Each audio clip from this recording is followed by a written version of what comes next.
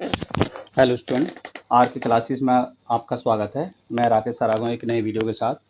और इस वीडियो के अंदर देखेंगे हम क्लास 7 का 7 चैप्टर ए हिस्ट्री का क्षेत्रीय संस्कृतियों का निर्माण, कि भारत में किस प्रकार की क्षेत्रीय संस्कृति पाई जाती है। जैसे कि तमिलनाडु हो गया, उड़ीसा में किस प्रकार के लोग रहा करते थे, उनका खान पान क्या था, वो हम देखेंगे। इसमें चेर और मलयालम भाषा का विकास किस प्रकार से, वो देखेंगे। देखो क्या हुआ कि चेल राज्य दक्षिण पश्चिम भाग के अंदर फैला हुआ था, जो कि आज का मतलब केरल का राज्य है। और 19वीं शताब्दी में यह विकसित हुआ और यहाँ की जो भाषा थी ये मलयालम भाषा बोली गई। मलयालम भाषा एवं लिपि का प्रयोग अपने अभिलेखों के अंदर किया गया है। ये देखो इस प्रकार के अभिलेख हैं जो उस समय देखे गए थे। ये मलयालम में रचित अभिलेख है, केरल का एक अभिलेख है जो उस समय दिखाया गया था। और साथ साथ चेल संस्कृति की परंपराएं जो है वो काफ़ी गहरी होती चलेगी। केरल का मंदिर जो है रागमंच, जिसकी खोज जो है काफ़ी बाद में करी गई थी। और मलयालम भाषा जो है वो काफ़ी आगे तक फैलती चलेगी।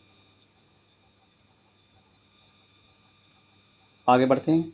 शासक और धार्मिक परंपराएं। जगन्नाथ। अन्य क्षेत्रों में क्षेत्रीय संस्कृति क्षेत्रीय धार्मिक परंपराओं से विकसित हुई थी। इस प्रक्रिया का सर्वोत्तम उदाहरण है पुरी, उड़ीसा में जगन्नाथ का मंदिर।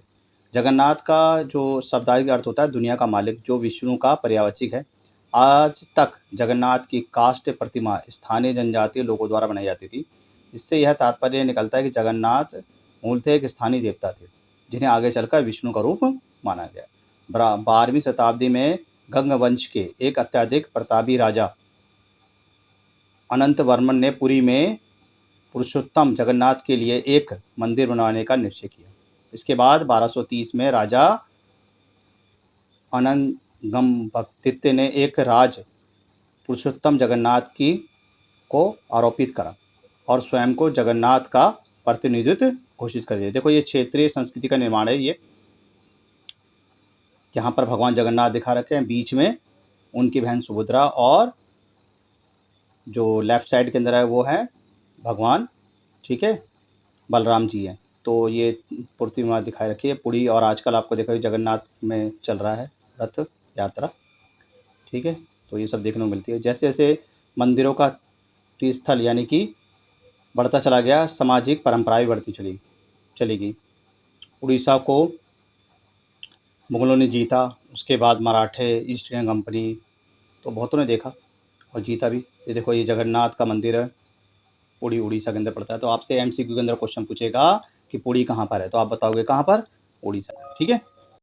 उसके बाद है राजपूत और शूरवीरता की परंपरा। 19वीं शताब्दी में ब्रिटिश लोग इस क्षेत्र को, जहां आज का अधिकांश राजस्थान स्थित है, राजपूताना कहलाते थे। इसे समझा जा सकता है कि एक ऐसा प्रदेश था जहां केवल अथवा प्रमुख रूप से राजपूत जाति ही रहती थी, ठीक है। और लेकिन यह बात आंशिक रूप से सत्य है कि ऐसे अनेक समूह थे जो आज भी हैं, जो उत्तर तथा मध्यवर्ती भारत के अनेक क्षेत्रों में अपने आप को राजपूत कहते थे। यह भी सच है कि राजस्थान में राजपूत के अलावा अन्य लोग भी रहते थे। यद्यपि अक्सर ये माना जाता है कि राजपूतों ने राजस्थान को एक विशिष्ट संस्कृति प्रदान करी। ये संस्कृति परंपरा वहाँ के शासकों के आदर्श अभिलाषाओं के साथ बनी थी और लगभग 18वीं शताब्दी से आज के राजस्थान के अधिकांश भागों पर विभिन्न परिवार के राजपूत राजाओं का शासन रहा। पृथ्वीराज का एक ऐसा ही शासन था। ये शासक ऐसे शूरवीरों के आदर्शों को अपने हृदय में संजोए रखते हैं, जिन्होंने रणभूमि में बहादुरी से लड़ते हुए अक्सर मृत्यु का वर्ण कर लिया, मगर पीठ नहीं दिखाई। राजपूत शूरवीरों की कहानी काव्य एवं गीतों में देखने को मिलती है। तो इसे पता लगता है राजपूत काफ़ी क्या थे, बहादुर थे, जिन्होंने लड़ते लड़ते क्या करा, वीरता को प्राप्त हो गए। यहाँ तक कि राजपूत जो स्त्रियाँ रही हैं वो भी काफ़ी शूरवीर रही, ठीक है। तो ये देखो ये पूरा मैप बता रखा है भारत का, जहाँ पर अलग अलग राज्य दिखा रखे हैं और उनकी संस्कृति दिखा रखी है।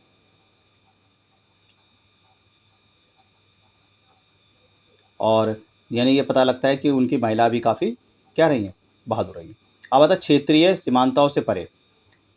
यदि शूरवीरता की परंपरा भिन्न भिन्न क्षेत्रों से विभिन्न रूपों में मिलती है, तो नृत्य के विषय में भी यही चर्चा रही है। नृत्य के एक रूप के रूप में देखें तो नृत्य का मतलब है डांस करना, ठीक है। डांस यानी उस समय पाया जाता था जो नृत्य का कला जो है काफ़ी विकसित हुई है। ठीक है, नृत्य कला धीरे धीरे फैलती चलेगी और लोग इसको क्या बड़े ही मनोरंजन से देखा करते थे। नृत्य में भाव भाव हो गए, ठीक है, एक्सप्रेशन वगैरह इनको मतलब शो ऐड किया जाता था। 15वीं तथा 16वीं शताब्दी में भक्ति आंदोलन के प्रसार के साथ नृत्य शैली का एक नया रूप उभरा। राधा कृष्ण की कहानियाँ हो गई, लोक नाटक के रूप में विकसित हुई, जिसे हम रासलीला कहा जाता है। रासलीला में लोक नृत्य के साथ साथ कहानियों के साथ हाव भाव भी दिखाया जाता था। मुगल बादशाह और उसके अभिजातों के शासनकाल में नृत्य राज दरबार में होता था, जहाँ इस नृत्य ने अपने वर्तमान अभिलक्षणों को प्राप्त कर लिया था। ठीक है, और आगे चलकर यह घराना काफ़ी फला फूला। राजस्थान, जयपुर, लखनऊ, इनमें अधिक मात्रा फैला। अवध के अंतिम नवाब वजीर अली शाह के संरक्षण में एक प्रमुख कला के रूप में उभरा। 1850 से 1875 के दौरान यह नृत्य शैली के रूप में 2 क्षेत्रों में ही नहीं बल्कि पंजाब, हरियाणा, जम्मू कश्मीर, बिहार और मध्य प्रदेश के निकटवर्ती इलाकों में भी फैला। इससे पता लगता है कि नृत्य कला काफ़ी प्रमुख थी। देखो ये हमारे नृत्य कला के रूप में दिखाया हुआ एक चित्र।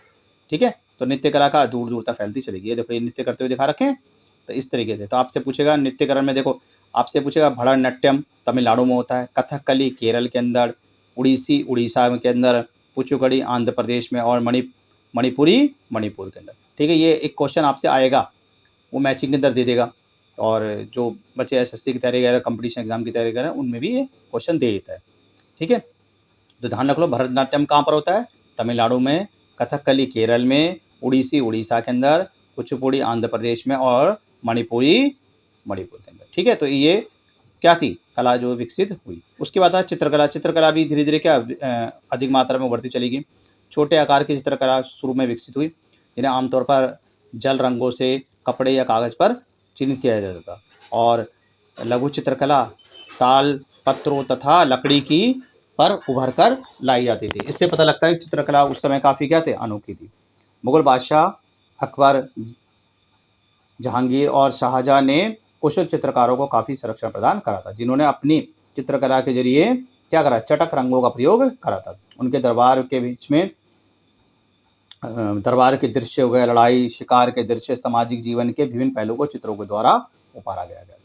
अक्सर उपहार के तौर पर इन चित्रों का आदान प्रदान किया जाता था और कुछ गिने चुने लोग बादशाह और उसके घनिष्ठ जनों द्वारा ही देखा जा सकता था। मुगल साम्राज्य के पतन के साथ अनेक चित्रकार मुगल दरबार छोड़कर नए उभरने वाले क्षेत्रीय राजाओं के दरबार में चले गए। परिणाम स्वरूप मुगल की कलाकृति रचनाओं ने दक्षिण के क्षेत्रीय दरबार और राजस्थान के राजपूत राज दरबारों को प्रभावित करा, लेकिन इनके साथ ही उन्होंने अपने विशेषताओं को सुरक्षित रखा और उनका विकास भी किया। मुगल उदाहरणों का एक अनुसरण देखने को मिलता है कि मुगल चित्रकला काफ़ी क्या थी, फेमस चित्रकला थी। इसके साथ साथ मेवाड़, जोधपुर, बूंदी, कोटा, किशनगंज जैसे क्षेत्रों में भी काव्य चित्रकला काफ़ी अधिक मात्रा में फैली है। देखो ये चित्रकला जो उस समय दिखाई गई है। ठीक है, इस प्रकार की पेंटिंग बनाया करते हैं। इससे पता लगा चित्रकला का विकास काफ़ी हुआ। ये देखो ये होली खेलते हुए महाराणा राम सिंह सेकंड राजपूत लघु चित्र कोटा का ये चित्र है, दिखाया गया ये, जो उस समय क्या करें, इस समय होली खेलते हुए दिखा रखे हैं। ठीक है, इसी प्रकार से हिमाचल प्रदेश हो गया, यहाँ पर भी चित्रकला काफ़ी फैली हुई चित्रकला थी। राधा कृष्ण और उसकी सखियाँ पहाड़ी लघु चित्र, ये कांडा का एक चित्र है जो दिखाया रखा है, जो राधा रानी क्या कर रही है, चित्र में दिखा रहा है कि वो क्या कर रही है, आपस में खेल रही है। ठीक है, तो ये इससे पता लगता है चित्रकला काफ़ी क्या था, फेमस चित्रकला थी। इसी प्रकार से चित्रकला को बर्तनों पर, कपड़ों पर, फर्शों पर, ठीक है, महलों पर भी दिखाई जाने लग गया।